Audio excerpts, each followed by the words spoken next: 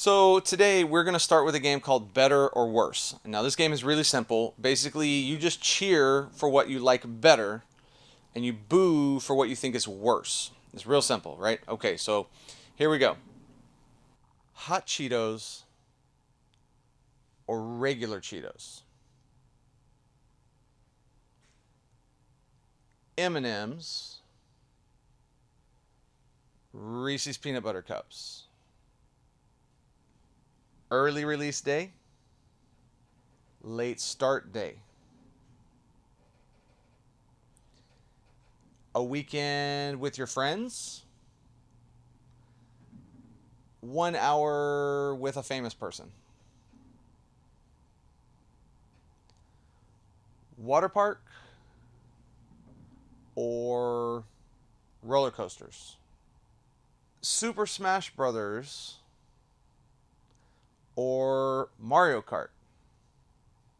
Now, what's amazing is that even though you all chose different things, you probably chose them for the same reason. Whichever thing you picked was the thing that you thought would make you happier.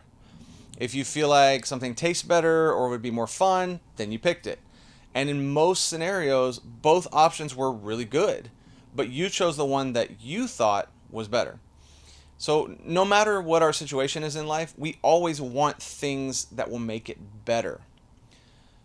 Does it make life better or worse is a great question, by the way. Since you and I only have one life, it makes sense that we would want to get the most out of it. It makes sense that everything we do or want to do is based on whether we're making our lives better or worse.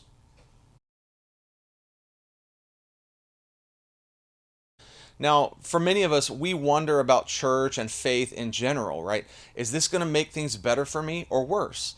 Is it going to be fun? Will I be happier? Is it worth it? Will it make my life better? We don't necessarily ask that out loud because that seems kind of weird. But if you really think about it, the question has probably crossed your mind. I mean, there are people who talk about faith in God like it makes their life so much better, and they use words like life changing. And maybe you've heard somebody tell their story of how they started following Jesus and how their life changed in a really good way. Stories like that are great, but if you're like me, you might have found yourself wondering about some things like, is that even really possible? How could following a guy who lived 2,000 years ago do all of that? Or how can a religion with so many rules make life more fun or enjoyable? Does faith in God really make your life better? Like, really? If you're asking yourself those questions, I want you to know that it's not bad or wrong to have those questions. Questions like this are what this whole series is going to be about. We've been talking about the idea of a prism, right? If you look at it one way, it's pretty ordinary, but when you shine the light on it and you change the angle, you see something that you never saw before. We've also been talking a lot about how Jesus is like that. When we take a closer look at who Jesus really is, there are more ways to discover, and we can see more things about him that we've never seen before. So if you've ever wondered if following Jesus can really make your life better, you're not alone. All right. In fact, for thousands of years, people have wondered what God is really like and whether following God is good or bad for their life. In fact, one of the main reasons that Jesus came to earth was to give us a better picture of what God is like. So then when he showed up, what he taught and how he lived was different than anybody expected. See, in Jesus' teachings, he often used illustrations that were part of everyday life back then. And because people were very familiar with shepherds during that time, one of those illustrations was about sheep and the shepherd. It was a concept that a lot of people then would have gotten, right? It would be like you and I hearing about a mailman or a car mechanic. Shepherds took care of and protected their sheep all the time. That was their job, right? And it was their job to make sure the sheep were safe, they were in good shape. And in this particular teaching, Jesus refers to himself as the good shepherd and us as his sheep. And he takes care of us, he moves us where we need to go, and he helps us rest in safety. That's a nice little word picture that he uses there. And then right in the middle of this teaching, Jesus makes this huge statement. The thief comes only to steal and kill and destroy. And that's John 10, verse 10. And so for me, that feels really random in the middle of all this, right? We're just talking about sheep, and sure, back then thieves were a problem. It was a real thing. Somebody might come steal or hurt your sheep. But Jesus is talking about himself as the good shepherd. So how is a thief even part of this conversation? Well, Jesus goes on and it gets even more interesting. The thief comes only to steal and kill and destroy. But I have come that they may have life and have it to the full. That's John 10:10. Jesus is making a point. He's showing the difference between himself and a thief. This is why a thief shows up: to steal, to kill, and destroy. This is why I show up, Jesus says, to offer full life.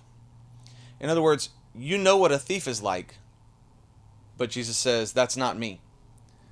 And honestly, it makes sense why Jesus would say that, because the truth is, oftentimes we don't see Jesus as a good shepherd. Instead, we are tempted to see him more as the thief. And I'll explain what I'm getting at here. We think Jesus is about stealing our fun. We think that following Jesus will kill our relationships. We think that Jesus will destroy our personality and turn us into this religious robot. But we think that if we follow Jesus, our future will be stolen or killed or destroyed. And we'll have to give up our dreams and give away everything we really want and live this boring life. And look, the point is this. When it comes to Jesus, we're all tempted to think that he wants to take something from us. Maybe that's why Jesus brings up the thief in this conversation. He knew his followers were going to think something about him that wasn't true. So he takes a moment to make sure that his audience understands and has the right idea about who he is. Jesus is saying, I didn't show up to take away your life. That's what the thief does, and I'm not him. I'm here. I have shown up to make sure that you do have life.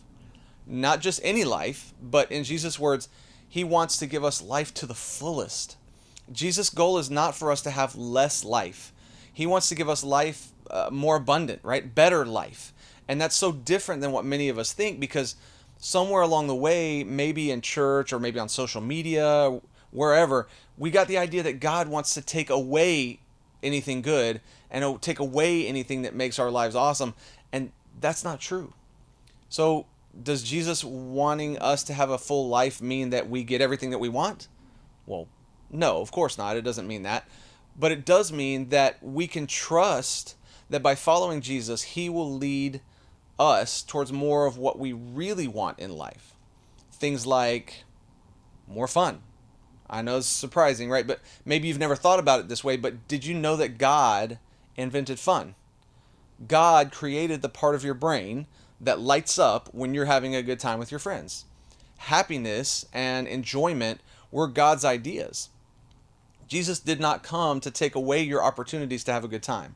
Instead, what he says is, let me show you a way to live your life that brings more, bigger joy, that doesn't fall apart because you had a bad day, joy that's bigger than just one moment. The goal was never to have less fun. The goal is to have more. The other thing is great relationships. The truth is, we all want these solid, real relationships and friendships, but following Jesus can make you better at finding those kinds of friends and at being that kind of friend. You remember that part? God invented friendship and community, and ultimately Jesus wants us to find more of the right kind of people and have better relationships with them. Another thing is personality. This is a big one. Somewhere we got the idea that Jesus wants to take away your personality and make us less interesting. But the opposite is actually true. Jesus wants to use the ways we're different, our unique gifts and our unique talents, the way that he hardwired us, right? And the goal isn't to be like anyone else. It's to be more of who he created us to be. What else? Hopes and dreams. What if Jesus doesn't want you to dream for less? What if he wants you to dream more? What if Jesus has bigger dreams for you than you do?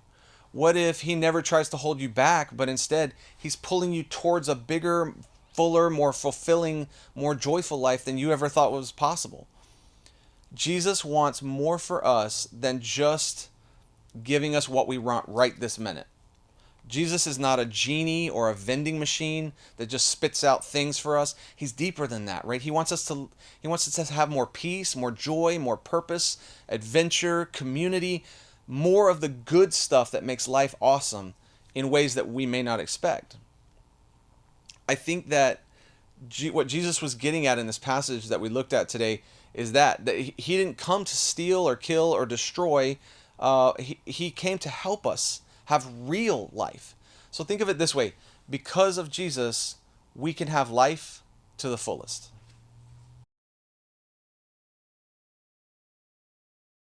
So, how does this work? How do you find fuller, better life that Jesus talks about? Well, I think it might be simpler than we think. For some of you, the first step is to say yes to Jesus for the first time. Now, maybe you've always thought that Jesus was angry or boring, or that following him meant you would have a miserable life. But today, I'd like you to consider this question: what if that's not true? What if there's another view of Jesus based on who he really is? What if there's a better view of Jesus that could change everything? What would that look like for you to say yes to someone who can change your life for the better? For others of you who have already said yes, maybe you've already have a relationship with Jesus, but you haven't experienced the abundant life that Jesus describes. Maybe it's time for you to say yes to the things that Jesus says yes to. As his followers, so much of what Jesus commands us and benefits us, it makes our lives better, just as it does the people around us. So it's not just for us, it's for everyone. There's a million ways to experience that, but let's start with one. So, what if this week you just said yes to serving someone? So much research tells us that serving other people can actually make our lives better and happier. Serving is not something that is serious, no fun kind of a thing that God would ask us to do. It's something that makes everyone's lives better, including your own. So, what's a way that you could help somebody this week? Well, let's identify something and we'll try it. Now, listen, I understand that people don't always talk about Jesus like this. In fact, sometimes you hear people, they describe following Jesus like it's all rules and no joy, right? Like the prism we talked about. That's why I wanted you to see Jesus at a different angle, right? To discover who he is and why he came to earth. When you know who Jesus really is, it changes everything. Because of Jesus, we can have life to the fullest. And while I believe that that's true, you don't have to take my word for it. So this week, I want you to talk with your small group and your small group leaders about what following Jesus really looks like and how he might be different than people would typically imagine.